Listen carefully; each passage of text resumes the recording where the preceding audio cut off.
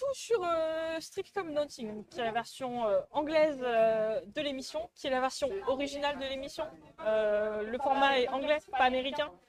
D'ailleurs, Chris Marquez en parle brièvement dans la vidéo avec McFly et Carlito, parce qu'ils ont fait une interview ensemble où à la fin il leur apprend un peu la salsa. Et il parle un peu de la genèse de l'émission. Et franchement, j'aurais 2 milliards de questions à lui poser. Mais c'est savoir qu'il était là au tout début et qu'il se disait, bon, ça va jamais marcher, mais Trop bien. voilà. Alors, pourquoi ce nom si compliqué, ce nom barbare Strict Come Dancing. Alors, ça vient de alors, tout d'abord de Strictly Ballroom, qui est un film de Baz Luhrmann, qui est sorti en 1992, que je n'ai pas vu, qu'il faut que je regarde absolument, mais je ne l'ai toujours pas vu.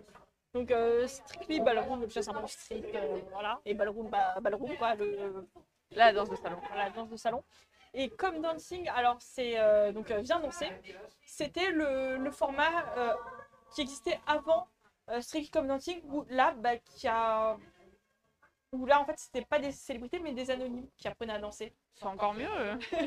Trop bien. Et ça a duré peut-être 40 ou 50 ans, je sais plus. Ah oui. Ouais, donc c'était super. Ça a duré pendant longtemps. Et donc, en fait, c'est un peu un, un amalgame du film Strictly Ballroom et de Come Dancing, l'émission qui précédait cette émission-là. Alors, les animatrices. Pareil, c'est un duo d'animatrices. Donc, il y en a une qui est sur le parquet et l'autre qui est dans la green room. Alors, on a Tess Daly, euh, qui est celle qui qui réceptionne les candidats sur le parquet. Alors, c'est la seule émission qu'elle présente, si je ne me trompe pas. Je sais qu'elle a une marque de maillot de bain, de cosmétiques, c'est une ancienne top modèle, donc son business est plus là-dedans. Et puis bon, elle présente Strictly parce que c'est sympa. Bah, c'est sympa. Voilà. Et ensuite, on a Claudia Winkleman, qui est, on va dire, une animatrice plus de formation, quoi, de métier. Elle présente notamment la version anglaise des Traîtres, qui est, de ce que j'ai lu, excellente. Après, faut que je regarde pas les Traîtres, moi, de base, mais voilà, elle présente cette émission, également des émissions événementielles, caritatives, donc un peu une animatrice, on va dire, classique. Elle fait énormément d'impro. Tu sens vraiment que, elle est vraiment parfaite pour ce rôle-là.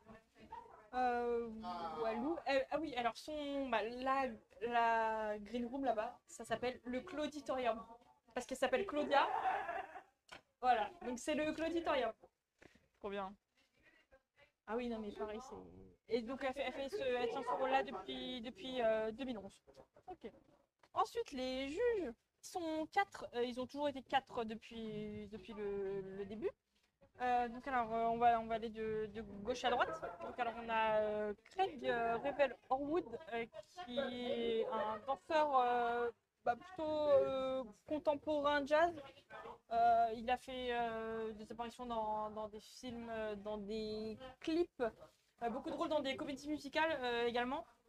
Dans le West End londonien, qui est un peu qui est le Broadway londonien, quoi, équivalent de Broadway. Bien. Voilà. Alors, on va dire que c'est le méchant. Voilà. Ok. Niveau des notes surtout. Oui. Mais en fait, je parlerai après des notes, de la notation, etc. Mais parfois il sort des trucs, mais c'est tellement drôle, quoi. En fait, c'est pas un vrai méchant. Oui, non, on se doute mais bien. non, mais tu dis des trucs, mais de toute façon, faut savoir que le méchant, entre guillemets, juge dans ces ça, c'est le plus sympa dans la vie. Et j'en ai la preuve par 3. Donc, c'est. Voilà. Donc, il est là depuis le début, depuis la première émission en 2004. Ensuite, on a Motsi Mabuse, qui est une danseuse sud-africaine. Alors, elle a été pro puis juge dans la version allemande. Elle est toujours d'ailleurs juge dans la version allemande, donc elle fait les deux. Elle est là depuis 5 ans. Je sais qu'elle a un background de danse latine sur danse de standard, je sais pas, je pense que oui. Je pense que oui. Voilà, donc c'est un peu la juge exubérante. Elle note généreusement les candidats, hein. Elle donne. Allez, Voilà. bien. C'est assez bien équilibré, hein, le panel est assez bien équilibré, je trouve. Voilà, ensuite on a Shirley Balassi, qui est une immense championne Deux. de danse latine, de danse. Putain, j'en ai jamais entendu parler. Ah, Attends, si c'est pas en France. Non, elle a vraiment un palmarès long comme le bras. Elle a gagné le British Open de Blackpool plein de Ah fois. ouais, wesh. Genre plein de fois. Voilà, alors c'est la juge en chef, on va dire, parce que bah, le juge en chef a un rôle. Parce que vu qu'ils sont quatre, bah, vous verrez en cas d'égalité, voilà, c'est elle qui tranche. Alors parfois elle est très sympa, très généreuse, et parfois elle taille. Pas du tout. Non mais parfois vraiment elle taille et tu sais pas pourquoi. Elle c'est plus dans ses commentaires que dans ses notes. Voilà. Voilà, faut savoir ça. Et enfin bah, on a Anton Dubek qui a été pro de la première saison jusqu'à temps bah, qu'il devienne juge il y a 4 ans. Donc il est passé de l'autre côté du bureau. Ça faisait en gros, c'était lui vraiment qui était prédestiné à avoir ce rôle. Parce que même quand il était danseur, on s'est dit bah, un jour il sera derrière. Et depuis bah, la pandémie, le Covid, bah, il est devenu juge. Alors, on comprend pas toujours ce qu'il dit, où il veut en venir. Mais voilà, il est là, quoi. Il est là, quoi. Et il note plutôt généreusement aussi. Alors, au niveau des notes, ça taille sévère. Surtout au début, il y a des 2, il y a des 3. Quoi? Eux, ils ont pas peur. Hein. Ah ouais. Ouais, ça taille sévère. Hein. Punaise, ok. Mais après ça monte petit à petit à la fin. Je dis pas qu'ils ont tous 10, mais bon, Ouais. il y a un peu de surnotage quand même. Ok. Voilà. Mais bon, au début, ils utilisent vraiment toute l'échelle des points. Donc c'est. Ouais. Le format, alors là-bas, c'est le format qu'on a comme chez nous au niveau des points. Les scores sont convertis en points. Donc là, bon, bah, désolé pour la qualité de l'image, mais par exemple, ils sont plus que 6. Le premier à 6 points, le deuxième à 5 points, 4 points, 3 points. Et si jamais il y a égalité, le troisième par exemple, parce que là, les deux premiers, ils ont 38, donc ils ont eu 6 et 6. Et le troisième, au lieu d'avoir 4, il a 5. Ok. Voilà, donc c'est le public qui brise les égalités. Donc c'est comme chez nous. Là-bas, il y a 3 votes gratuits sur le site de BBC, Strictly, etc. Donc on peut les répartir comme on veut. Plus téléphone, SMS, bah, comme d'habitude. Voilà, il n'y a rien de plus à dire, c'est le système classique, quoi. Donc c'est quand même assez équitable, mais quand même un peu plus le public, parce que c'est une émission de télé évidemment. Et les éliminations, comment ça se passe? Alors, les deux derniers du classement combiné, donc jury plus public, donc les points qu'on vous a montrés juste là, ils sont dans le face-à-face. Et donc en fait, ils refont la danse qu'ils viennent d'effectuer. Ah ouais? Ouais. Punaise, ok. Voilà, donc ils refont cette danse-là, et c'est le jury qui décide, en théorie, basé uniquement sur cette danse-là. En théorie. En théorie. En théorie. Voilà. Et donc, bah, si jamais il y a 2-2, et bah, c'est Charlotte qui décide. Voilà. C'est Charlotte qui décide. Donc c'est assez simple. Ils ont déjà renvoyé celui qui avait le meilleur score à la maison. Ça, c'est pas cool. C'est soit parfois c'est pas déconnant. Parfois en fait, on ne sait pas, parce que si tu regardes en détail, bah, s'ils ont donné la même note, ça peut aller d'un côté ou de l'autre. Ouais. Et parfois bah, ça fait que celui qui a eu la meilleure note peut partir. Bon, on verra. On verra. Mais de toute façon, il y a toujours une élimination. Pourquoi vous avez fait ça? Donc, Ok. Donc bon, voilà, c'est comme ça qu'ils éliminent là-bas. Alors, la mécanique, c'est très simple. Il y a une prestation de la première semaine à la 11e semaine. Et ils ont une seule prestation. D'accord. Il n'y a rien d'autre. Il n'y a pas de dance-off, de face-à-face, de relais, de team dance. Ok.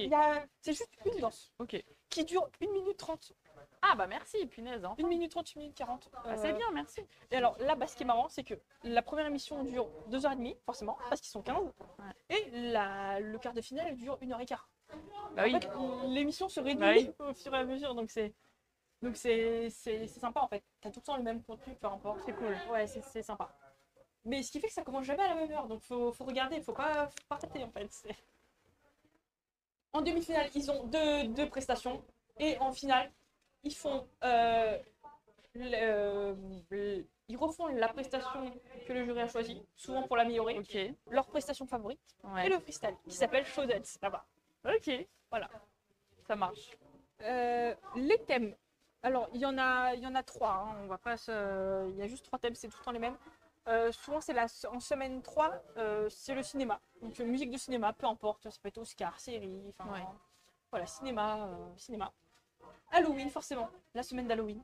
Où là, franchement, c'est à mourir de rire. Hein. Ils font pas du tout peur, leurs costumes. Ouais. C'est vas-y, t'as des perruques, des trucs, c'est fou. Ah ouais, non, c'est... Ok. Voilà, et alors, le prime de la saison, le pic de la saison, c'est l'émission qui font live de Blackpool, de la Blackpool Tower Ballroom. Oh, waouh. Oui, où bah, tout le monde rêve.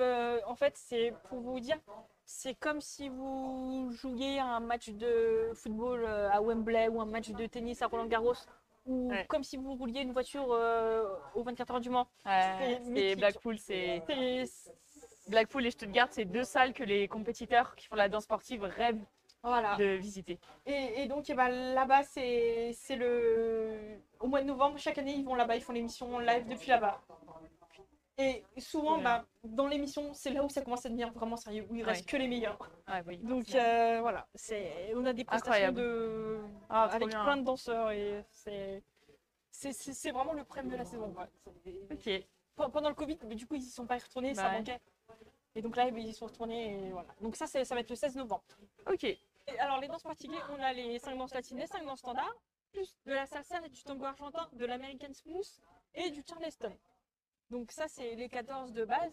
Et il y a un nouveau truc, ça fait déjà 6-7 ans. Ça s'appelle Couple's Choice.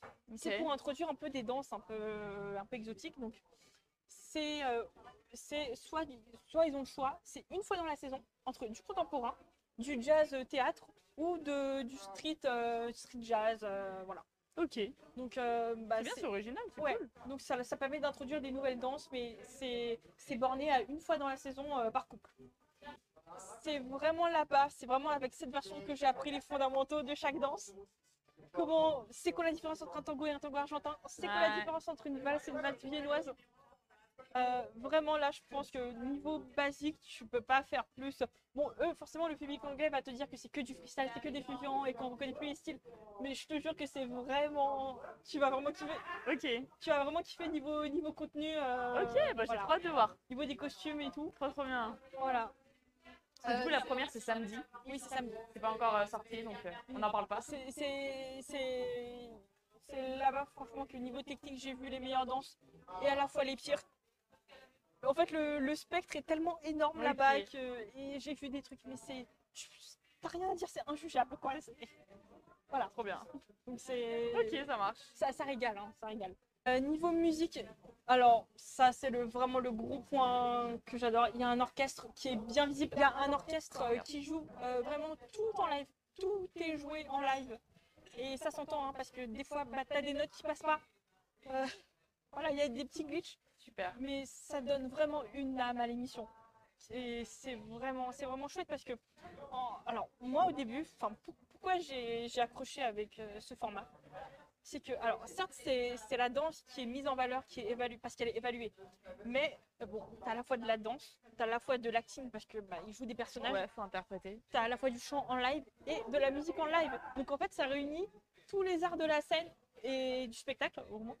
Et bah, C'est trop bien. c'est ça Ouais. que je cherchais et ça qu'on veut voir. qu'il n'y a plus à la Ouais. télé parce que bah, ça coûte cher et malheureusement ça marche plus autant qu'avant. Ouais. Et là-bas ils ont vraiment gardé bah, l'orchestre. Franchement, ils font vraiment des réorchestrations parfois qui sont vraiment très différentes. Tu dis, en fait quand tu vois les danses qui sortent, tu dis mais comment ils vont danser un tango là-dessus quoi. Et en fait, eh ben, l'orchestre arrive à réorchestrer la chanson de manière à ce que ce soit bien. dansable, quoi. Parfois, il y a des trucs, tu te dis non, ça marche pas. Ouais. Mais bon, ils tentent, franchement, ils tentent toujours. Et c'est vraiment. Donc, le chef d'orchestre s'appelle Dave Arch, ils sont là depuis le début. Bon, l'équipe a changé, hein, les chanteurs, mais en tout cas, le chef d'orchestre, c'est son orchestre à lui. Et voilà, ça donne vraiment une coloration à l'émission qu'on retrouve pas ailleurs, quoi. Le casting, ça reste quand même des profils, des acteurs et actrices des séries maison. Voilà. Des animateurs, des journalistes, des gens de BBC, forcément, parce que c'est diffusé sur BBC. Des chroniqueurs. Il y a des athlètes cette année. Combien il y en a 3, 4, je sais plus. Forcément des athlètes. Des gens de la télé-réalité. Cette année, il y en a 2, 3. Et alors, parfois, mais pas cette année, il y a des profils qui sont complètement what the fuck. Il y a déjà eu un prêtre. Oui, mais il était déjà médiatisé, tu vois. Mais Incroyable. il y a déjà eu un prêtre, il y a déjà eu des politiques. Mais bon, là, cette année, c'est un casting qui est plus classique. Voilà. Et pour la première fois, enfin, un peu. Vous, ça vous dérange pas, mais il y a toujours 2, 3 noms que je reconnaissais. Mais là, pour la première fois cette année, je ne connaissais strictement personne. Mais vraiment. Moi non plus. Voilà. Bon, chaque année, ils disent que c'est le pire casting, hein, mais parce que forcément, ils sont jamais contents, comme Oui. chez nous, hein, on n'est jamais contents. Non. Donc, mais bon, finalement. Si, l'année dernière, c'était pas mal, je crois. Oui, non, c'était bien. Alors, le public n'aime pas du tout ceux qui ont de l'expérience. Ah. Parce qu'ils trouvent ça injuste. Désavantageux. Oui, Ouais. mais après, il faut dire que là-bas, les meilleurs, ils ont vraiment un niveau de zinzin. Et en fait, tu vois qu'ils sont pas dans la même compétition, quoi. Que t'as rien à dire, quoi. Bon, je pense pas que ce soit le cas cette année, vu leur profil. Ouais. Mais bon, voilà. Faut savoir qu'ils aiment pas. En gros, pour te faire un peu un comparatif, ils privilégient ceux qui ont vraiment une progression. Parce que là-bas, ça dure 13 semaines. Oui. Et donc, tu peux vraiment les voir Oui. évoluer. Et en termes de résultats, les résultats de notre dernière saison de Danse avec les stars, je pense que Roman aurait pu choper la finale. Parce que c'est typiquement le genre de candidat qu'ils adorent. Ouais, belle progression tout au long de l'émission. Ouais, Ouais. je pense que si on le faisait sous le prisme anglais, la finale, ça aurait été Natacha, Nico, Roman. Ok. Voilà. Ok, il y en a quand même. Non, Keyona et Inès, t'es sûr que eux, c'est pas le profil qui. Bah oui, parce qu'ils savaient déjà danser de base. Voilà, donc la progression est moins spectaculaire. Après, nuance, hein, quand même, grosse nuance. Il y a déjà des personnalités qui ont fait de la danse qui ont gagné. C'est déjà arrivé que le meilleur danseur gagne. Oui. Voilà, donc c'est pas une règle immuable. Hein. Oui. Mais on va dire qu'ils privilégient vraiment, ils s'attachent vraiment à ceux qui ont un peu les outsiders, quoi. Ceux qu'on voit pas arriver depuis le début. Donc c'est Ok. très différent des États-Unis, quoi. Forcément, dans la production, c'est très british. Il y a beaucoup d'humour. Il y a beaucoup d'humour noir, d'humour pince sans rire. Moi, personnellement, je l'adore parce que j'adore l'humour pince sans rire, hein, l'humour noir. Même si je le montre pas là, mais dans la vie, voilà. Le décor est un peu kitschos, moi même beaucoup kitschos. En fait, c'est glitter, glitter, glitter partout. Des paillettes, des paillettes, des paillettes, des paillettes, Ok. des paillettes jusqu'à en vomir, quoi. Il y en a Ouais. partout des paillettes. Donc voilà, mais c'est l'identité de l'émission. Et c'est pour ça que les gens regardent. Les audiences depuis 20 ans sont énormissimes. Ils tapent les 10 millions, hein, de téléspectateurs. Oh punaise, C'est le énorme. c'est le show numéro 1 là-bas. Waouh. Ils ont remis X Factor à la poubelle, hein, à la fin. Donc en gros, faut pas. C'est vraiment le show numéro 1 là-bas. Et tu comprends pourquoi, parce que c'est. En fait, le renouvellement, ils arrivent à évoluer, mais à dose vraiment homéopathique pour pas que le public se lasse. Mm. Mais en même temps, pour apporter des. Oui, un peu de évolutions. nouveauté, Ouais, un peu de. et surtout, le casting des danseurs là-bas, il bouge constamment. Forcément, tu as des stars, t'en as qui sont devenus des stars et tout. Mais il y a beaucoup de renouvellement. Et ce qui fait que ça rapporte du sang neuf, Ouais. tout en gardant forcément des figures phares. Donc c'est vraiment Ok. bien géré. C'est vraiment bien géré. Ok. Donc voilà pour la présentation de Strictly Come Dancing. La différence là-bas aussi, c'est qu'ils ont. C'était samedi dernier, il y a eu un launch show où c'est une émission où ils révèlent les couples, les partenariats. Donc c'est assez marrant. Et à la fin, ils font une danse tous ensemble, Trop bien. dont Danaï va parler là tout de suite. Oui. Et sinon, la compétition commence samedi. samedi qui arrive, donc pour 13 semaines, quoi, donc jusqu'au 14 décembre. Voilà. Après, sur la danse d'ouverture, j'ai pas non plus Oui. grand-chose à Il dire. n'y a pas grand-chose à dire. Hein. Ça reste une danse d'ouverture. Voilà. Mais je l'ai trouvé hyper dynamique. C'est super beau à regarder, on s'est pas ennuyé un seul moment. Il n'y a pas des moments où je me suis dit, bon, je vais aller checker mon téléphone. Par contre, on distinguait vraiment pas mal de qui était pro et qui était Oui, star. c'est ce que je t'ai dit. Ouais. On voyait quand même vraiment bien. Il y en avait qui arrivaient à rattraper un peu le niveau du pro, ou en tout cas à faire semblant. Hein. Mais quand même. Ils ont mis des vrais pas de danse mélangés à des pas d'ambiance. Donc c'était pas juste du show pour présenter les stars, les couples. Ouais. C'était aussi des regardez, on vous présente nos couples, mais ils ont travaillé les couples. Donc c'est très bien, moi très bien. Et il y avait tous les styles de danse, il y avait des latines et des standards évidemment, mais il y avait du jazz, il y avait du pop, il y avait du moderne, c'était trop bien. Genre je m'attendais pas à ça, donc très agréablement surprise. Et on a vu les couples s'amuser, il y avait de la complicité entre eux, chacun avec son partenaire, mais aussi les couples entre eux, un couple avec un autre couple. Donc franchement rien à dire, ils ont très bien gardé le secret jusque-là, trop cool. Et le plateau il est immense, wesh. Il est beau, il est bien décoré, en tout cas pour l'ouverture. Oh, le rêve, le rêve. Ouais. Mon rêve d'aller là-bas. En fait, c'est. Mon rêve, c'est à la fois d'aller là-bas et aux États-Unis. C'est beau. Une fois. J'aimerais bien moi aussi. Attends, non, mais une fois dans le. Tu vois, je regardais des danses. Et qui je vois dans le public? Chaim et Maxime. Je me suis dit, mais c'est Chaim et Maxime? Ils étaient aux États-Unis, hein. C'était aux États-Unis. Et bah, non, mais ça serait énorme. En vrai, je pense pas que ce soit impossible. Peut-être qu'un jour. Mais même sur les photos, on voit que c'est anglais, genre. Mais oui, Ça se voit que c'est pas l'Amérique, hein. mais oui, c'est.